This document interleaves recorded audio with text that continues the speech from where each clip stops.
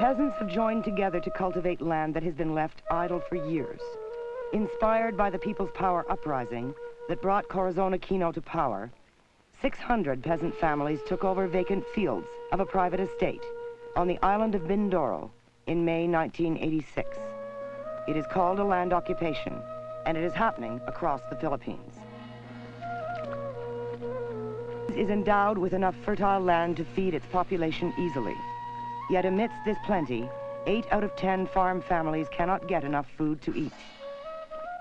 In a country where the majority of the people depend on the land for their livelihood, the soil has produced wealth for only a few.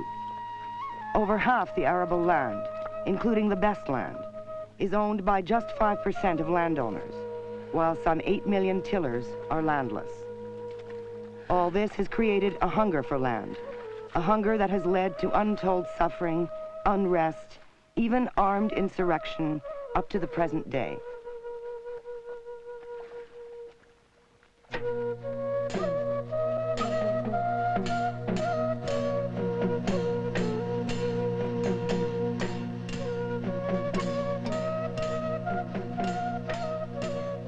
The land occupation was organized by the Philippine Peasant Movement, known as KMP. The farmers divided into 6 groups, each moving onto different areas of the 900-hectare estate. They immediately set to work building shelters and a community center. The farmers then petitioned the government to grant them title to the land they had occupied and begun to cultivate. Their hopes had been raised by President Aquino's promise to distribute idle and abandoned lands to landless peasants. They came from the villages nearby the Aquafil estate. Most are farm workers who earn less than $2 a day. Some are former tenants or sharecroppers who hand over half to 2/3 of their harvest to the landlord as rent.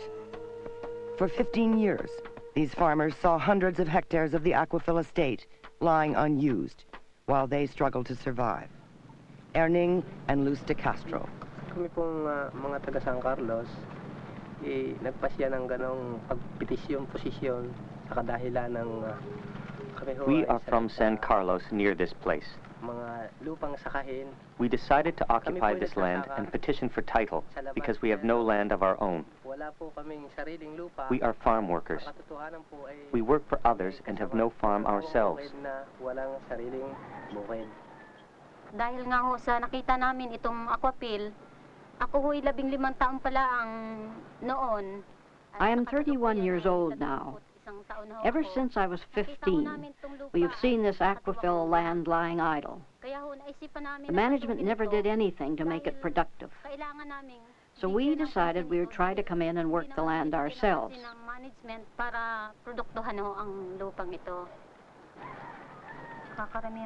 Most of our children cannot go to school because we need so many things, especially food. As farm workers, we can't make enough money to feed our families.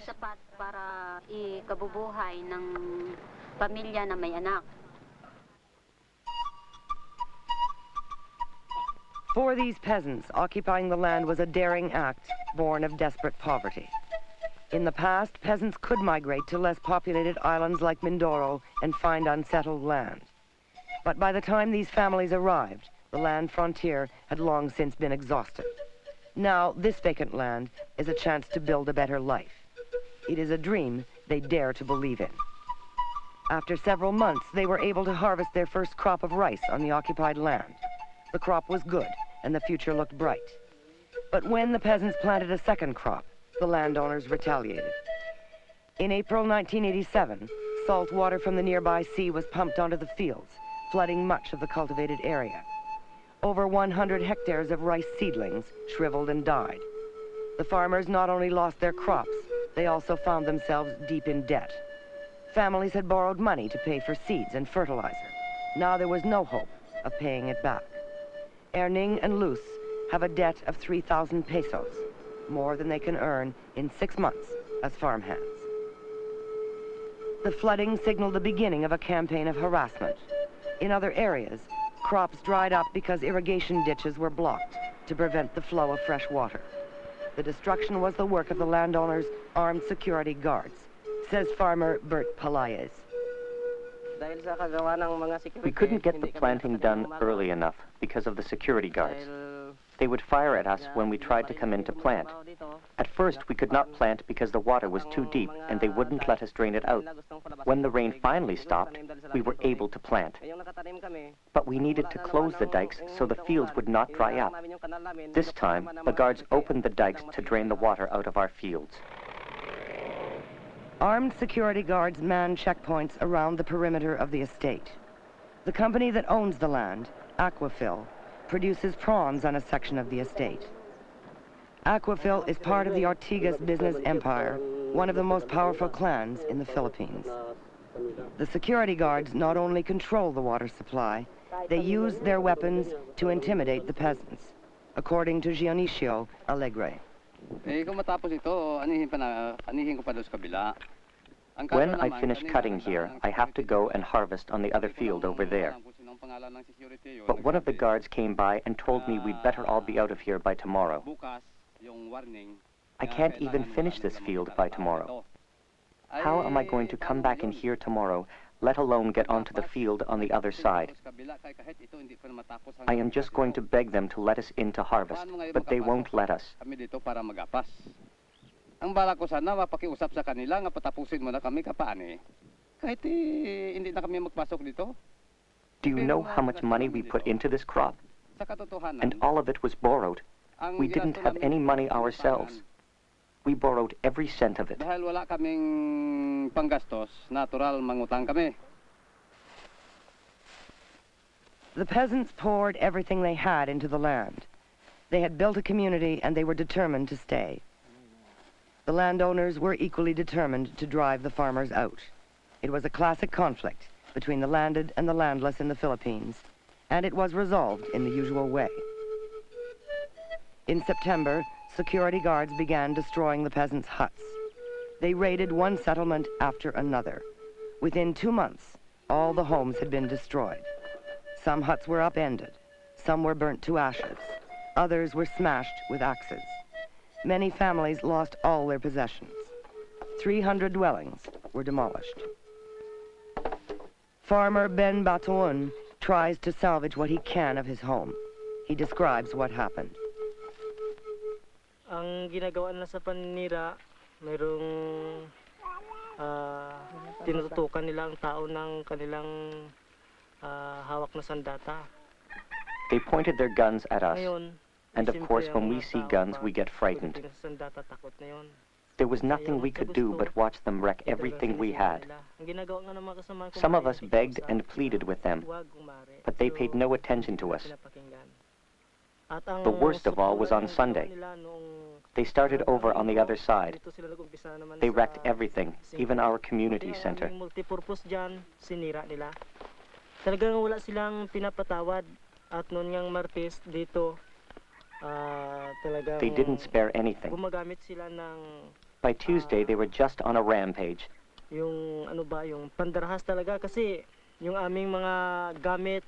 stole our belongings. They tossed our plates like flying saucers. They threw our pots and pans around. It didn't matter how much we pleaded. They just didn't pay any attention. Ano mang gawin namin pakikiusap, hindi na kami pinapakinggan.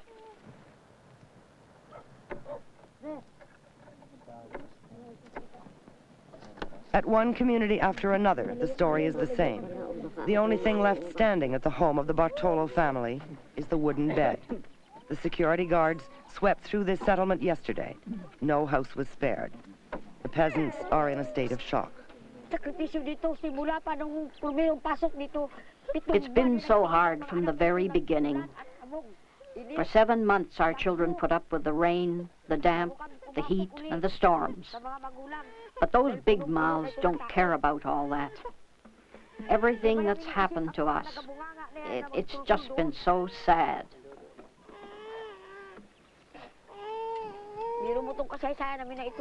I feel like we're about to be buried in a deep grave.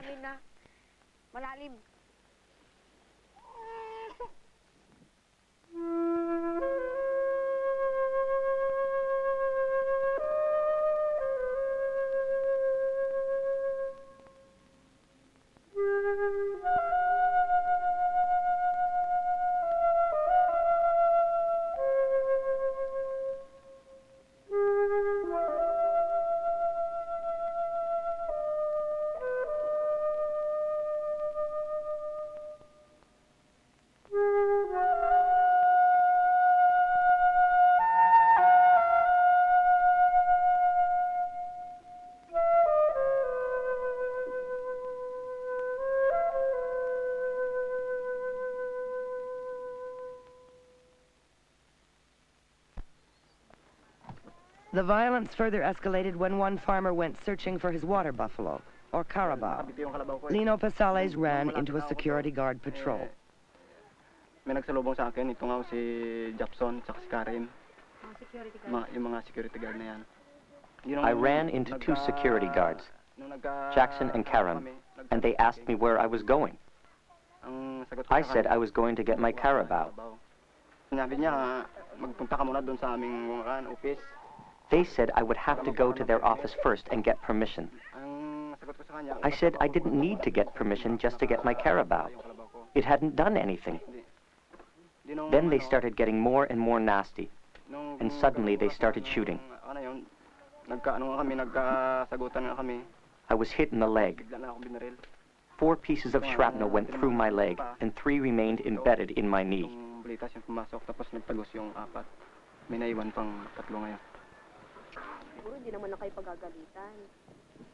The landowners tell a completely different story.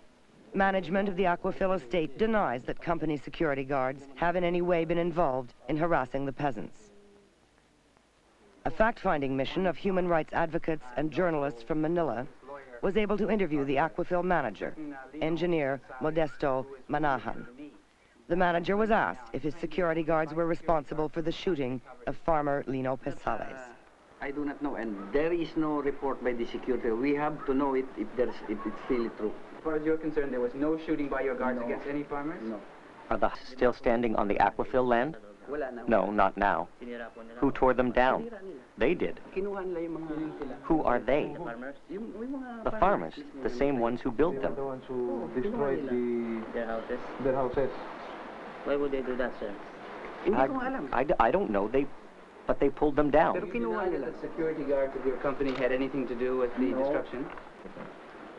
According to the farmers that occupied the land, they agree that there was some area being used, but they say that much of the land has been idle for many years. Could you comment on that? No, it's not idle. It's all pens around.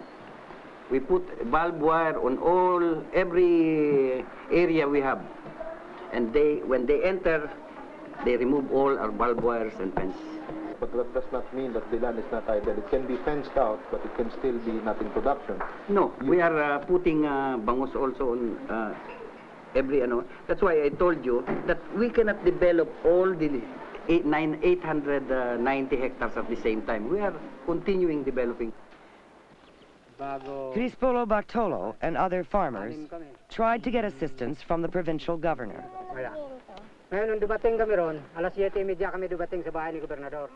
We got to the governor's house at about 7 o'clock, but he didn't come down to see us until 9. I asked him what he had been able to do about our appeal. He said he took up our case with the higher-ups, but nothing could be done. He couldn't even look us straight in the eye. He said he really had tried to argue for us, but he didn't get anywhere. I asked him, Governor, does the government allow the company guards to carry high-powered rifles?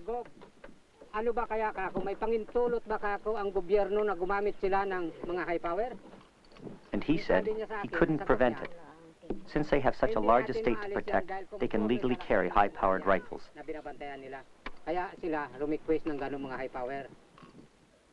The farmers have also gone to see the senior local official of the Department of Agrarian Reform. But Claro Almojela says his office is powerless to intervene. They burned the huts of the occupants inside the Aquafil, which is very much, I'm sorry to hear about it. I sympathize with all these people, but then our office cannot do anything, you know? Well, you cannot blame those people who came in because at the time the property had been idle. For almost 20 years I had been here and that property was not cultivated. But then we must have to also to take into consideration that we have some constraints. Landowners are entitled to some proprietary rights. They are taking the law into their own hands. The police officers? Yeah, no, the security guards. I do not want to implicate the police officers. But these landowners are trying to, what right do they have to burn huts? As a matter of fact, the first time that we entered the area, we were thrown out by the security guards. And we cannot insist because we do not have any power. This is more a job of these peace officers. It should be the Philippine Constabulary or the police. The government officials said only the police had the power to stop the destruction. But the farmers were rebuffed again when they went to the police station to report the incidents. Ngayon, ang ginawa nga ng ibang kasamahan noon, dinadala namin sa munisipyo, pinapablatter namin. Some of us got together and went to the police station to report what the company was doing. It was really hard to take. The police started in on us for being on the land. I mean, we went there to tell them how we were being attacked and robbed, and they just turned it around and made us out to be the criminals. We were really upset. You can't blame us for saying we haven't got any confidence in the law anymore. It seems to us the law is just working for the rich.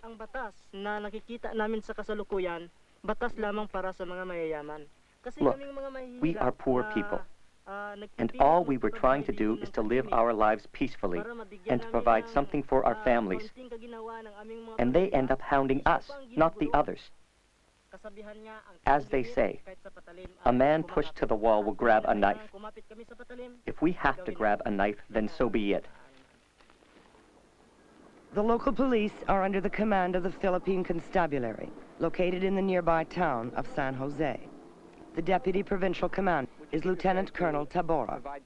Tabora was asked if he would intervene to provide protection to the farmers and stop the destruction of their houses. Our actions should be made legal. Now, if we believe that there is a need for us to provide the necessary security to any persons or anybody, we will provide security, and that is our role in the military.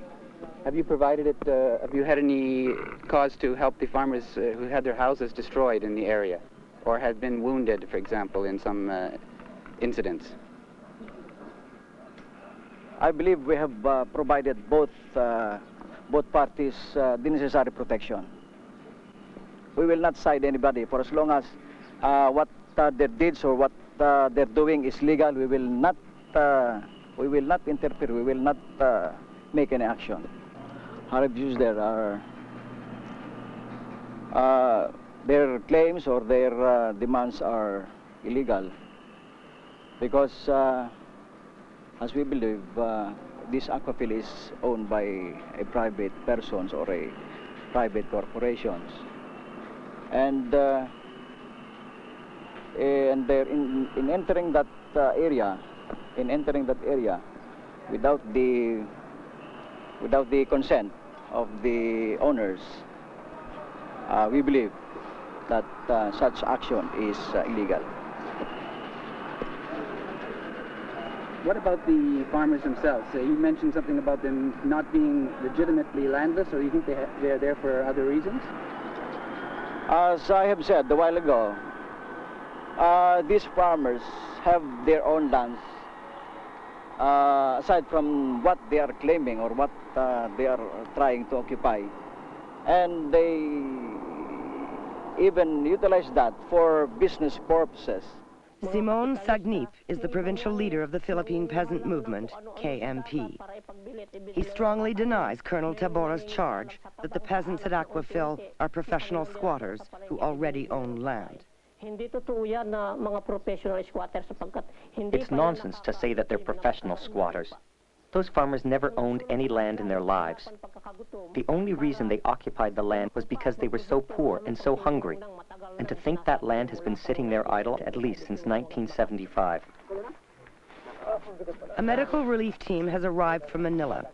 Community health groups have responded to a distress call from the KMP to help the Aquafil farmers after the loss of their homes and belongings. The medical team examined 146 patients in 2 days. They found high levels of intestinal parasites, diarrhea, skin diseases, and malnutrition among the children. Among the adults, they treated respiratory tract infections, tuberculosis, and hypertension. These are the diseases of poverty. For some of the peasants, it is the first medical treatment they have ever received.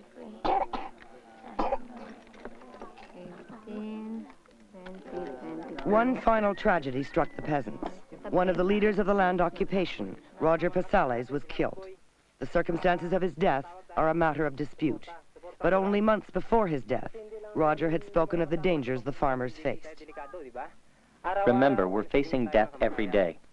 The goons are watching us all the time. We have to be alert. We have to use good tactics, but that's not enough. We have to have very strong unity. The military claims Roger Pasales was a member of the outlawed guerrilla insurgency, the New People's Army, and that he was killed in a battle with government troops. He was with a group of Mr. Edison Coronado alias Kapit, Lucas, Max Obet, and with Hernani Jacinto alias Kaoka.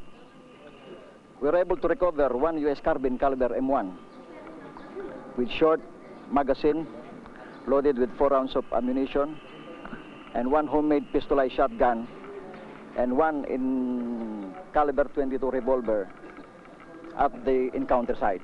Are you saying this was an encounter? Yes. What kind of an encounter? With who? Encounters with our troops under Colonel Clyde L. Fernandez, who is our provincial commander. Your encounter between your troops and who? And the troops of Mr. Edison Coronado. Who are they? What is that? Is that the NPA or what? Yes, with the NPA. So was Mr. Pasales killed? How was he killed then? He was killed by bullets by our government troops. The Pasales family do not accept the military account of Roger's death. They say his body showed signs of torture. Roger's mother says her son was just a farmer. Ginagawa ni Roger dito siya lang kasi ginaasahan namin sa aming bukid, siyang nagasaka. Roger was the breadwinner for our family. We all depended on him. He did all the farm work, and when that was done, he would go to Central to thresh. Sunod nang umuwi siya dito, yun nga, nung pista ng patay, nang umuwi dito. The last time he came home was on All Saints' Day. I asked him to go to town to buy some rope. He said he would catch a ride there and back to make the trip faster so that he could get back to Central to the threshing. But he never came back. Then we started looking for him. Kinabukasan, may balita kami may nahuli na dalawa sa Paklolo. Bago dinala daw sa barracks. The next day we heard that 2 people had been arrested and were in the barracks in Paklolo. So I asked Roger's sister, Celia, and my niece, Evelinda Amar, to go to the barracks to inquire.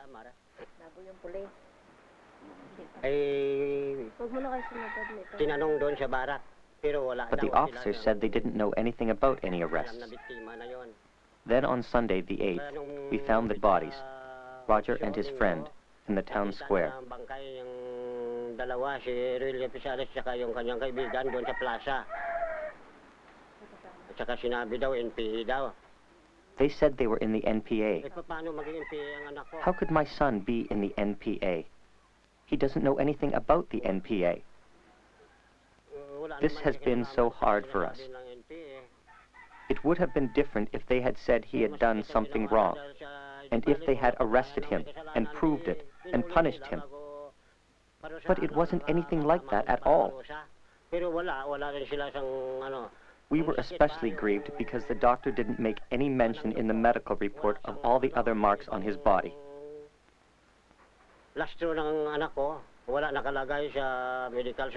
He wrote down the gunshot wounds, but he did not include the marks inflicted by sharp objects.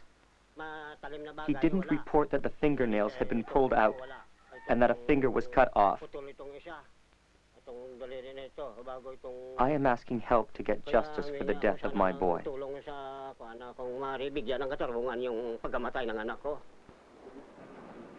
According to the press reports, he was not armed. He was just going about his business.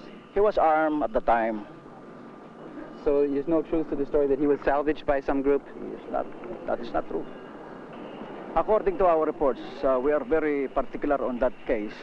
And if there is anybody who will claim that our reports is false, then prove it in court. Roger Pasales is not the only peasant leader who has been killed in Mindoro. Members of the KMP are increasingly targeted. From the military point of view, this is justified because the KMP is said to be a front organization of the Communists and the NPA. The KMP is, as far as the military view is concerned, is infiltrated by the Red Communist group.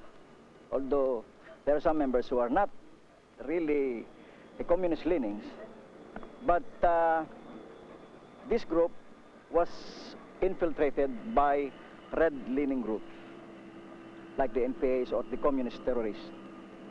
Yan ang pangkaraniwang sinasabi ng military at ng gobyerno. This is the line the military and the government use all the time. They say the KMP has some kind of relationship, or it's a front of the NPA and the Communist Party, so they have an excuse to attack us and kill us. We don't have any links with any armed enemy of the government. When the military first started its operations in this province to wipe out the peasant movement and its leaders, I was the first person they went after. One night in August 1987, they raided my house at 11 o'clock. They surrounded the house and they really were going to kill me. But luckily for me, it was dark, and I managed to sneak out and get away. Now I've had to leave my province, Occidental Mindoro.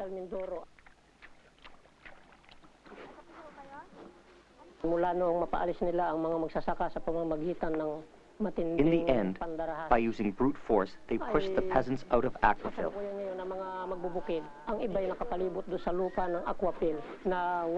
Today, the people are back to living in the area around the estate, but they haven't much hope. They're surviving on whatever odd jobs they can find. An emergency relief mission distributes rice and canned goods. For the moment, the families are staying with relatives and friends in nearby villages. The peasants have lost the land, but they are not resigned to their defeat.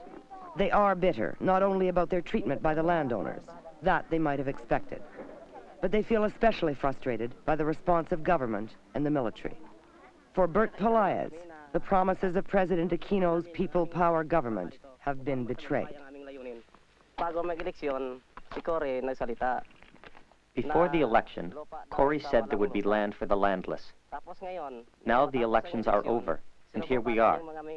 We are poor people, and we got together, and we moved on to the land of a rich man that was just lying waste.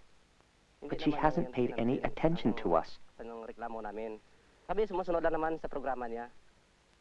This was her program, that all the idle land should be cultivated, and that's what we were doing.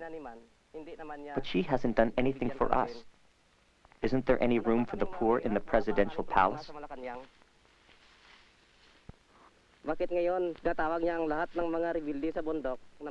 Why does she talk about offering amnesty to the rebels in the mountains, when poor people like us have worked so hard, and all we're asking for is this land? Does she want us to become rebels too, before she'll listen to us? We are not rebels, but if that's what she wants, the government keeps calling us NPA and rebels. Well, maybe it would be better if we were rebels. Don't we have the right to live in our own country? If we have no right to live here, it would be better if they killed us. But let them come and face us, not do it behind our backs. We can't take the hardship and the suffering anymore. Animals are treated better. They have treated us like animals, not like human beings.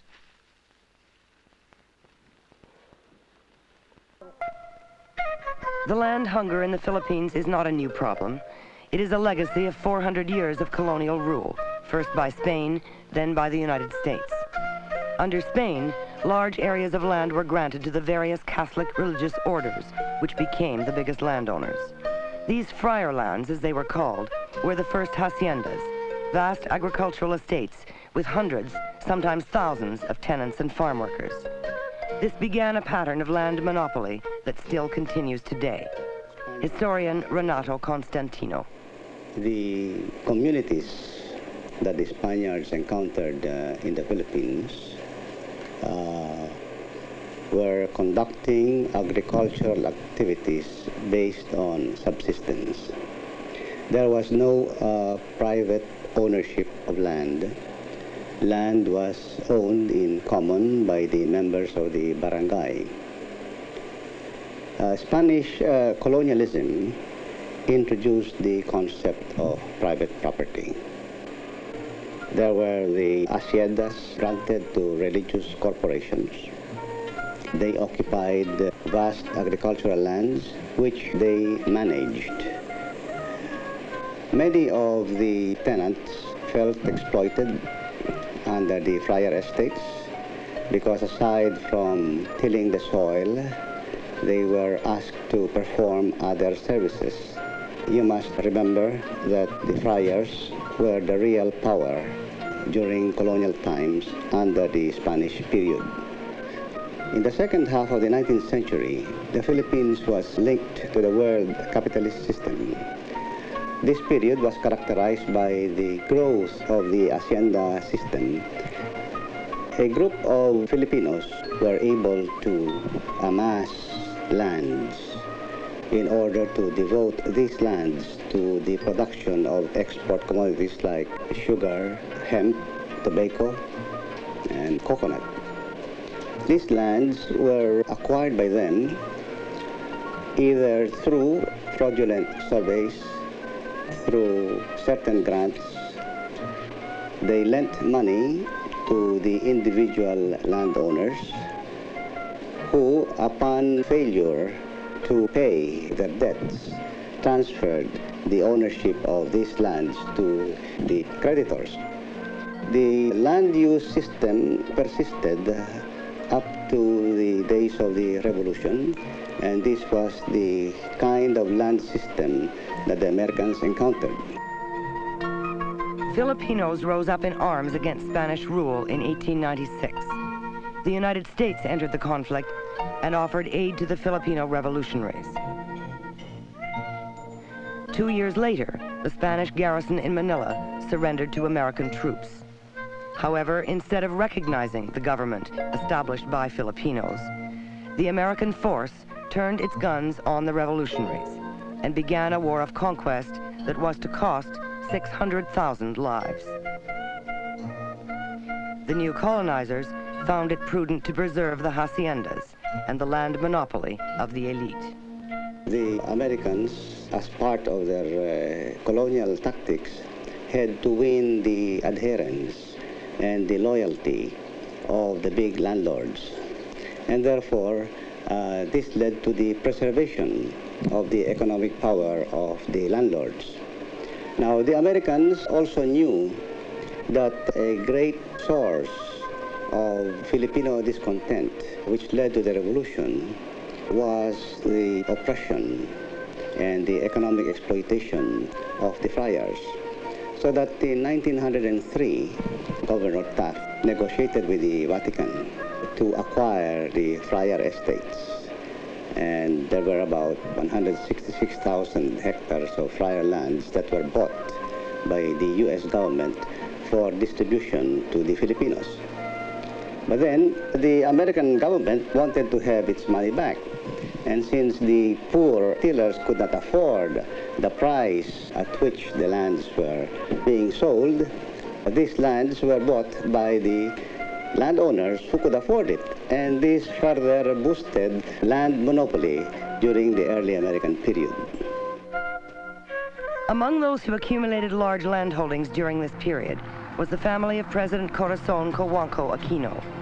The president and her brothers and sisters owned Hacienda Luisita, a sugar estate covering over 5,000 hectares with a labor force of thousands. When Cory Aquino ran for the presidency, she promised to meet the peasants' demand for land, and she vowed to include her own hacienda in the land reform program.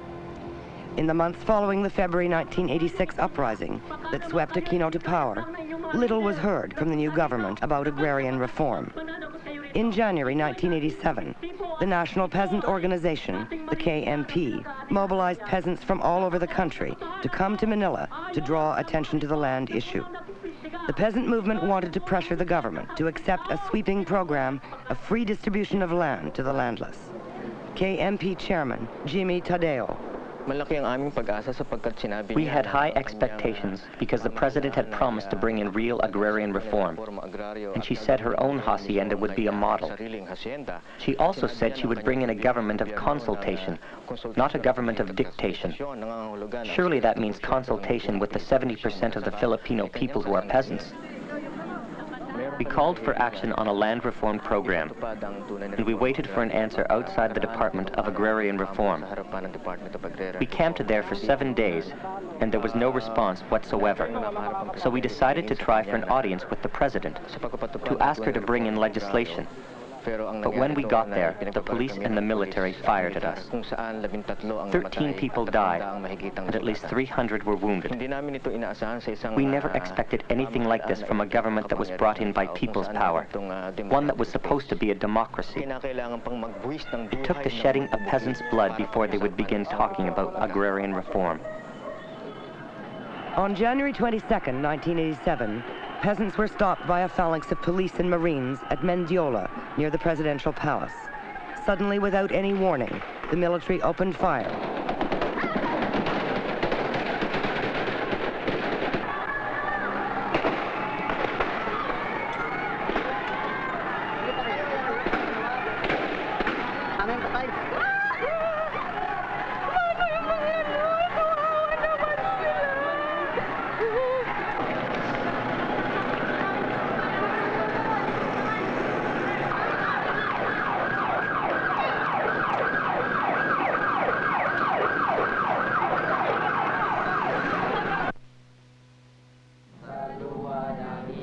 One year later, families of the 13 victims gather to place a memorial marker at the site of the massacre.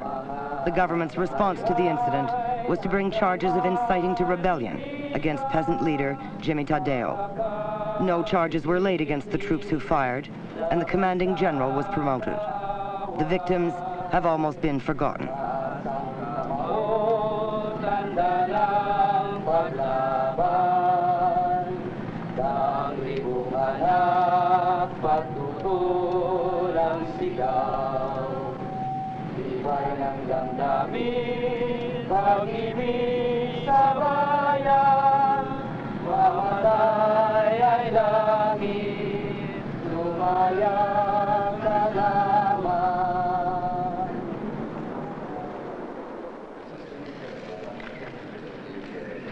The tragedy did give agrarian reform a higher place on the government's agenda. 6 months later, the president issued an executive order on agrarian reform, although the specific details were left to Congress to work out. Finally, in June 1988, after a year of acrimonious debate, the president signed into law the Comprehensive Agrarian Reform Program, known as CARP. For President Aquino, the measure fulfills her promise of land to the tillers. Please be seated. I have just signed into law the Comprehensive Agrarian Reform Program. This act, I hope, will end all the acrimony and misgivings of the contending parties to the program and unite the nation behind the effort to make agrarian reform a success in our country. Every side has been respectfully heard. Few measures have been as rigorously scrutinized and discussed as this program has been by representatives of the people and by the people themselves. The new agrarian reform law is complex and contradictory. It declares that all private and public agricultural lands will be subject to land reform over a 10-year period. Privately owned lands, including the big haciendas, will be bought by the government and resold to farmer beneficiaries. The government will also offer credit and technical assistance to the new owners to develop the land. At the same time, other provisions call into question the effectiveness of the agrarian reform measure. How much land will be distributed if retention limits allow landowners to keep 5 hectares for themselves and 3 hectares for each child over 15? How much land is left for tillers when corporate farms, which include most of the big haciendas, can avoid redistribution of their land, and commercial farms producing such crops as bananas, pineapples, or shrimp are exempted for 10 years? How will poor farmers pay for the land at 6% interest over 30 years? And finally, how will the government, facing crippling debts itself, pay landowners the promised full compensation for their land? This is not the first agrarian reform law in the Philippines. There have been no fewer than 43 presidential decrees and 10 acts of Congress since the 1930s, more than any other country in Asia. None has broken the land monopoly of the landlords. The former chairman of the House Agrarian Reform Committee fears the Aquino program will perform no better than those of the past. Congressman Boni Gallego. I believe it is a mockery of agrarian reform in terms of the intent and purpose of agrarian reform. There are so many loopholes that, understandably, many landlords voted for the measure because they think that it is a very innocent measure and will not hurt them at all. These people in control of government who participate in the electoral process, being elected to public office, these are the people who hold economic power in this country. It's a very basic fact that when they get elected into office, they use the state power or political power to broaden the economic power, and then it is a vicious circle. And people keep on hoping that every election would bring a change. That we should be cautious and circumspect in all our actions and endeavors. When you talk of retention limit, for instance, you have a retention limit of 5 hectares for the landowner. And yet they have also accepted an award ceiling per child of 3 hectares. So effectively you might have 12 to 15 hectares as a retention limit for one landowning family. And so you already exclude about 80 to 82% of the total private agricultural land area from the application of agrarian reform. Secretary Philip Huico is the cabinet member in charge of implementing the government's Agrarian Reform Law. He believes the program will succeed. It is essentially a promise of land to the tiller, and the promise has been fulfilled. Now, I don't know what the basis was of my friend Boni Gallego's statement that 80, how many? 80%. 80% will be excluded. I don't know about that figure. I've heard it, but it's one of the many figures that I hear. No, so now, of course, there are bound to be a number of loopholes, and we're looking at all of these things right now, and we will try to be as administratively prudent and judicious to ensure that these loopholes are not availed of. No? But we cannot attain perfection here in this world. There's bound to be some aberration along the way. So we'll just have to live with that and amend the law as we implement the program. Land holdings registered as corporations, like the president's own Hacienda Luisita, will remain intact and will not be distributed under the law. Professor Constantino. While ostensibly this comprehensive agrarian reform program will cover all agricultural lands, the bill has many loopholes in favor of the land-owning class. As a matter of fact, the most glaring example is Hacienda Luisita of President Aquino. It is classified as a corporate farm and therefore need not be distributed to the tenants. All they have to do is to set aside 3% of the gross earnings and maybe later on give the tenants some shares of stock. Now, you know very well in corporations you can distribute the shares of stock, but the controlling hand will still be the owners of the block of shares, which would be in the Cojuangco family. And there are similar other corporate farms.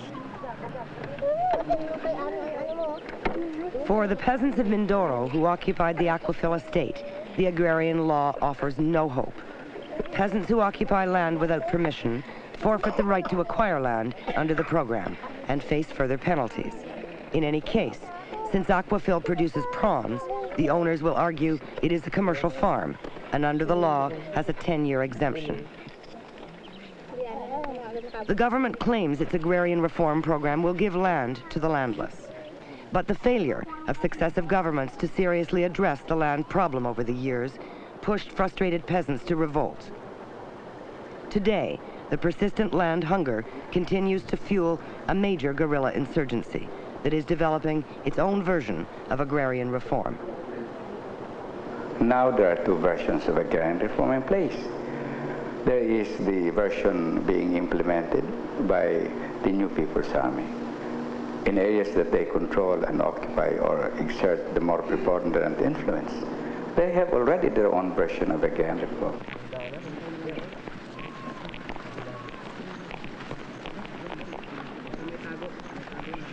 When you have such poverty and misery, it's easy for people to become members of an organization that would promise them a better life. And it's not just a promise. They are seeing that kind of life in some areas that are occupied by the New People's Army. Because in the first place, the landlords are no longer physically present, and the land has been left to the control of the people.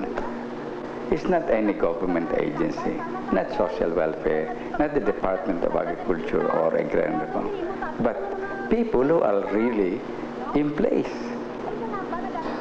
Members of the New People's Army or even perhaps cadres of the Communist Party of the Philippines.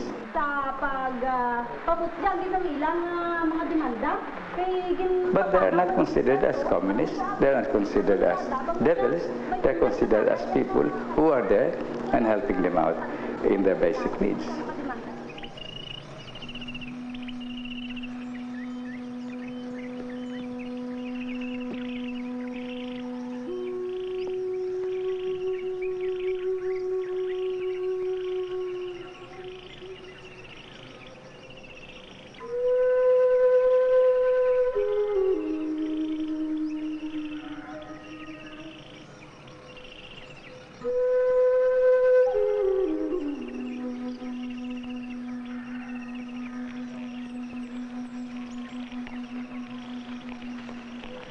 In the mountains of Nueva Vizcaya, the guerrilla movement has set in motion a daring program of agrarian reform. Lands belonging to the biggest landlords are being confiscated and distributed free to landless peasants. The land issue has been at the heart of the insurgency since it began 19 years ago. Today it has spread to most major islands of the archipelago. The movement is spearheaded by the NDF, the National Democratic Front, an alliance of 14 groups, including the New People's Army and the Communist Party. In this and other regions, the NDF has recently set up a provisional revolutionary government. In its first proclamation, the rebel government here launched a program of land confiscation. Generally, smaller landlords are not subject to land confiscation. Instead, the NDF helps tenants negotiate lower land rents and interest rates. But the movement has targeted the land of about 20 of the biggest landowners in the province. The list includes the provincial governor, a congressman, a general, a mayor, and a judge. In addition to their private estates, this elite controls thousands of hectares of public pasture lands, acquired through their connections with the deposed dictator Ferdinand Marcos. After Marcos, they transferred allegiance to the present government and held on to their property. At this meeting, the NDF is issuing land title certificates to 22 farmers, recognizing their right to the land. Teresa Maria Ruiz is a local leader of the NDF.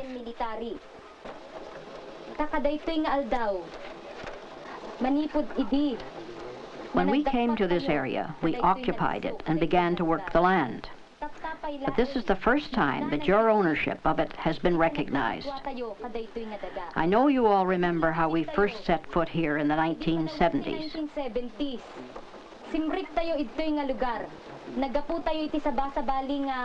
We came from different villages, from different provinces. Some came from Benguet, Ambaguio, Cayapa, Ifugao. We left our homes, our families, and our friends. We left our homes because there was no more land to farm, no food, and no living to be made.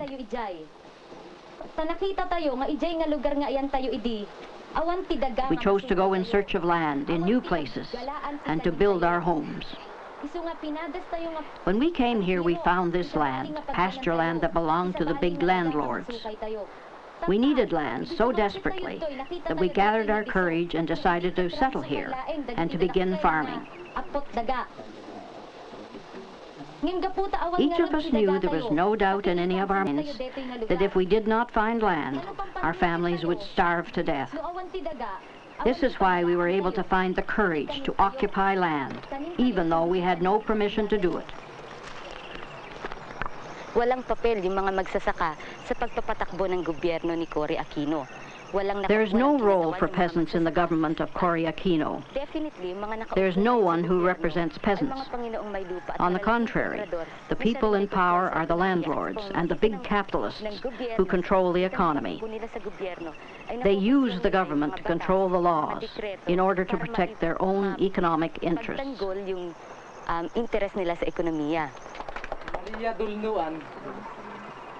Now that we've got to the point where we can take insurrectionary actions, like confiscating big land holdings, it is only fair we should recognize the peasants' right to this land.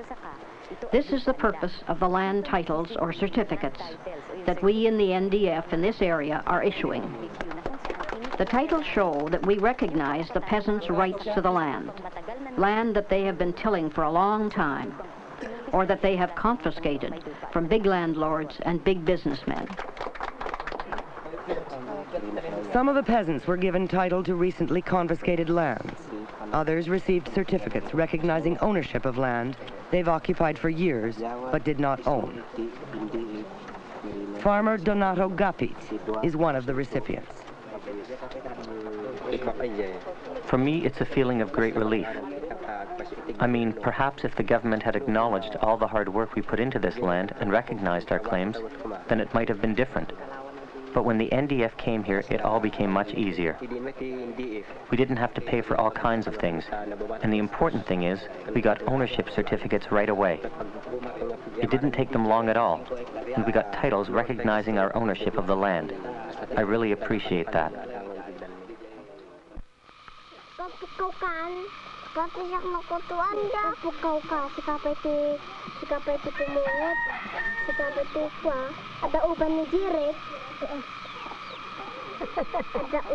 Donato and his neighbor Miguel are settlers who came to this area a decade ago in search of land. The families are ethnic minorities, originally from the nearby Cordillera Mountains. It's a region where arable land is scarce, and mining and logging interests have dispossessed many of their land. When they settled here, the families cleared plots using the traditional method of slash and burn. The steep slopes and thin soil made farming arduous and unproductive. They planted corn, sweet potatoes, and bananas on the hillside. They grew rice on terraces between the slopes. Yields are poor, but it is enough to survive. The land belonged to a Colonel Sampson from Manila. The colonel was holding the land, speculating on the discovery of gold in the area. He sent armed men to drive the settlers away. Donato describes what happened.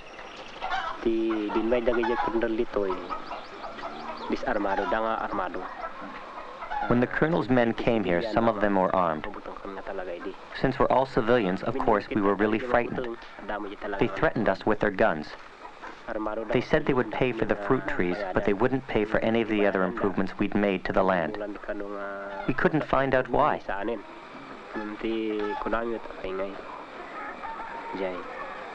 Because of the guns, I was really scared, so my family and I fled the place. I took them to Balance, where it would be safer. First, I wanted to make sure they were safe, so that nothing would happen to them. Then I wanted to come back. Well, when I got back, they were burning the houses. I soon found out that mine had been burned to the ground, along with the others. One peasant was killed by the owner's men. Because of the danger, the families left the area, returning in 1983 to start over again. The following year, the farmers were surprised by the arrival of another armed group. It turned out to be a unit of the New People's Army. The NPA intended to establish a new guerrilla front in the province. At first, the farmers were afraid. They had heard chilling stories on the radio about the NPA.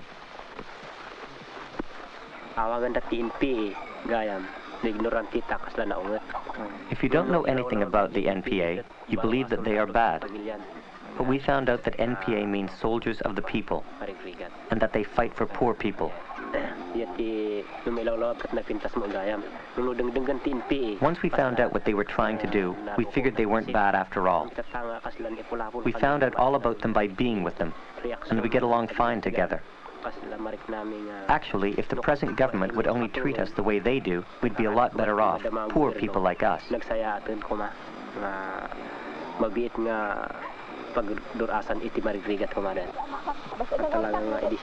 You know, when the NPA first came in here, the first thing that happened was that petty crimes like stealing chickens and farm tools stopped right away. Thieves got scared because the NPA, right at the beginning, explained why we had to have peace and order in our village life. They spoke against stealing, making free with women and drunkenness. Now you don't see people just loafing or picking fights.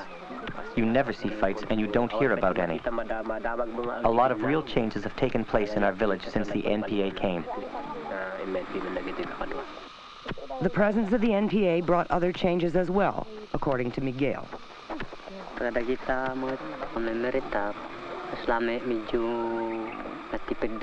Even the government soldiers changed in the way they act. They used to bully us for any little thing, but now they're a bit scared of the NPA. Before, if you rode on top of a jeep because there wasn't enough room inside, they'd yell at you and make you get off. Now they just ask us to be careful, and they're quite polite about it.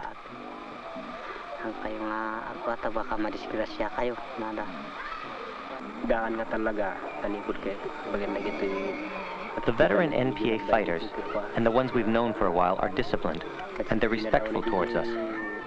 New recruits aren't always the same. They're often a little rude to people. Sometimes they don't wait to be invited. They just walk right into people's houses. They're rough around the edges sometimes, the younger ones, the ones just recruited. But we just tolerate them, because they're new, and we know people are often like this when they're young.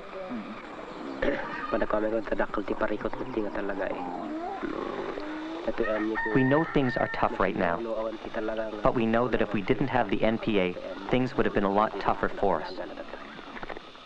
The families are well aware of the dangers that could ahead. Despite the risks involved in a seesaw guerrilla war, the farmers have become actively involved in the local rebel government. They're members of the Peasant Association. Donato is also a member of the village militia, which maintains peace and order and assists the NPA in defending the land. In a sense, it is really the first government in the area, providing services long neglected by Philippine authorities. Teresa Maria Ruiz. Ang Rebolusyong Agraryo ang pangunahing programa ng PRG. The focus of the work of the Provisional Revolutionary Government, or PRG, here in Vizcaya-Carino provinces, is the Agrarian Revolution. Why is this so important? Mainly because peasants make up 84% of the population. What does our government do? Where we've been able to set up a new government at the village or municipal level, it takes over responsibility for economic, political, military, cultural, defense, justice, health, and education or literacy programs. They look after all kinds of community projects. For example, in the PRG's executive committee, you have the mayor, the commanding officer of the militia, and representatives from the committees on education, organization, culture, and health. And you also have the barrio captains and the judge who supervises the justice system. We have to build an alternative government because neither the central government of Cory Aquino nor the provincial government look after the needs of the peasants, the vast majority of the population, the very poorest of all the people. But these are just the people the revolutionary government does look after.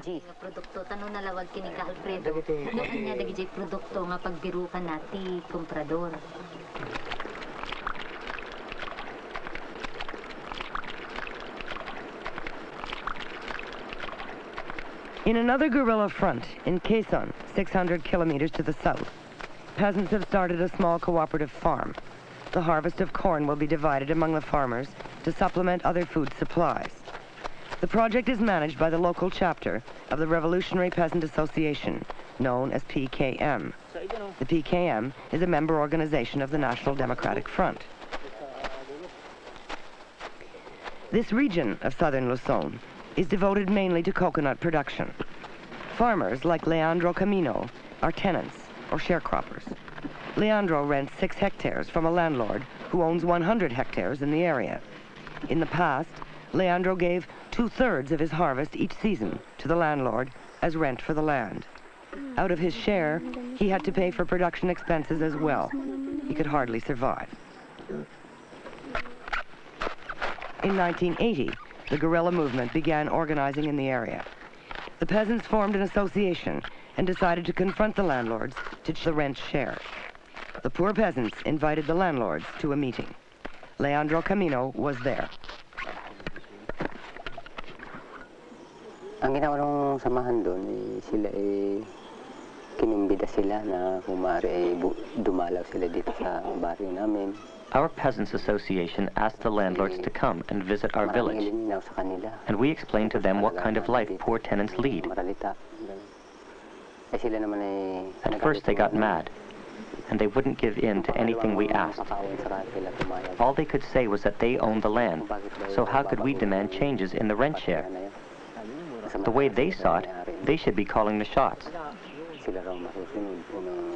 But eventually they ended up agreeing to our conditions. We wanted to reverse the percentages so that we would keep 2 parts of the harvest and pay the landlord 1. In the end, they gave in.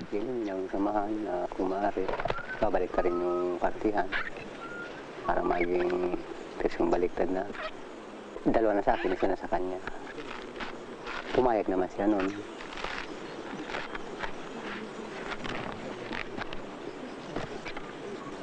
Malaki ang naitulong sa... It meant a lot for my family to lower the rent. We were able to buy some farm animals and send the children to school. And now we don't run out of food the way we used to.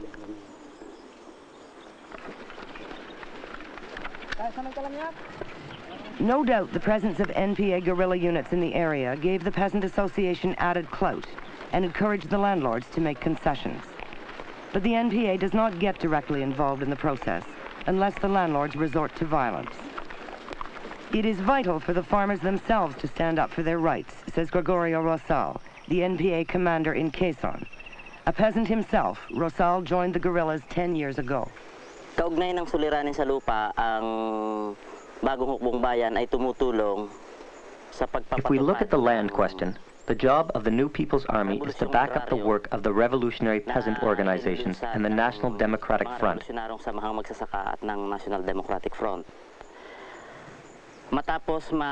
When the peasants get organized, the first thing they learn is how to fight for their rights. Then, if the landlords bring in the government or the military, the NPA units will take action. Ang bagong hukbong bayan, ang mga unit ng NPA ay pumapasok sa usaping ito kung ang mga Panginoong may lupa o ang gobyerno o ang militar ay nakikialam sa. For example, when peasants are trying to get a change in the rent share or negotiating for a piece of land, and the landlords and politicians use force, like armed groups, then the People's Army will step in and defend the peasants. Humihingi sila o nakikipaglaban sila para mapunta. But as long as nobody uses any force, we will stay on the sidelines. We leave it all to the people's organizations, like the Peasants Associations. Ang grupo o karahasan, dito pumapasok ang bagong hukbong bayan. Pinagtatanggol nila ang mga magsasaka. Pero habang walang nagaganap na karahasan, ang bagong hukbong bayan ay nananatiling sumusubaybay lang. Pinapaubaya nito sa iba pang revolutionaryong organisasyon, halimbawa ng mga magsasaka, ang usapin na ito. Kaliwa ka Marlon, una muna, padyak ng kaliwa. Kulang sila sa lupa. Pagkatapos, yun namang mangilang-ilang magsasaka na may sariling lupa. The first problem that people have is that they have little or no land. lupa, lalong-lalo na sa lugar na matagal. But another problem is that the land is of very poor quality, especially if it has been farmed for a long time and depleted, or if it is in the hilly areas. Nasa gawaing tumutulong sa Revolusyong Agrarya. NPA units are assigned to assist with the Agrarian Revolution. They work with the peasants to help them run their local projects to improve the land and develop different types of cooperation. Matuto na magtayo ng mga iba't ibang anyo ng pagtutulungan. Farmers are digging an irrigation ditch to channel water from a nearby river to their co-op farm. They're flooding fields to plant rice. The Peasant Association encourages many forms of cooperation to benefit the community, explains Edwin Lasano, one of the leaders of the Village Peasant Association.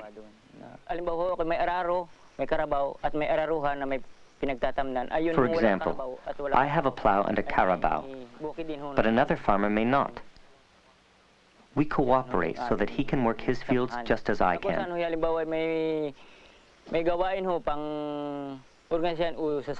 Then, in other cases, there are people who are busy with work for the Peasant Association. The rest of us will prepare their land for planting. This is how we help each other.